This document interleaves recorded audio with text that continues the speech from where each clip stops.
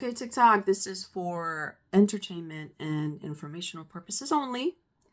And this video is going to be another cryptid from the Herald Oldrey Bestiary. And we're going to get into the vampire. And this vampire right here, it was considered a regal, as you can see. These cryptids, if I didn't already say it, they were kept in St. George's Keep. I want to say early 1900s or somewhere around that time. But yeah, that's him. I mean, look at his face. Oh my gosh. Okay, so let's read up a little bit about him.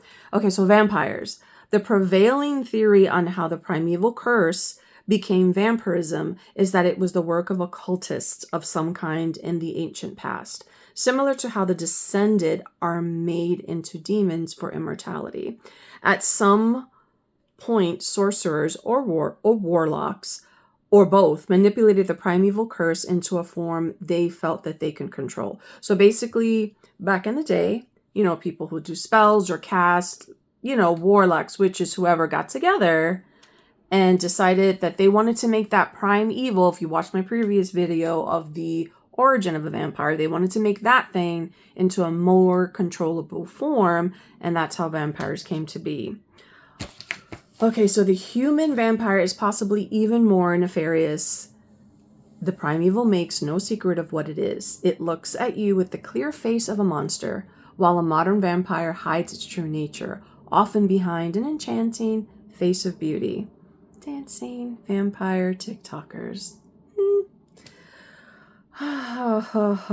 So they are, by this point, many subclasses among these creatures, differing in appearance, abilities, demeanors, and more. Within the Sons of Man, they have been primarily grouped by behaviors, the worst being called regals. So, kind of reminded me of originals. What was the other one? Twilight. All vampires are wholly devoted to their own internal drives, incapable of considering the perspectives and well-being of others should they ever conflict with their desires in any way. Oh, that is so originals. They crave power over humans to every degree imaginable. They'll use their human guise to hunt their prey openly in society, also to garner an empathy in others they themselves are entirely incapable of. To the vampire, a person is never anything more than a source of sustenance, a drug, possibly a plaything. Their need for human blood is non-negotiable. There is no means around it. It is both food and drug to them, without which they will go utterly mad and eventually. This is what gives them away more often than not. The strange deaths, all the rest of the signs, if they actually bite someone on the neck, they are forever haunted by their past, these vampires, both personal and the era of their natural lives. Elements of that past can serve as powerful weapons against them. It is even said that a living descendant of the vampire can slay them as easily as if they were still human. Something as simple as shouting the name of the city of the vampire's birth can shock them into a temporary stupor. Ending a vampire is complicated. It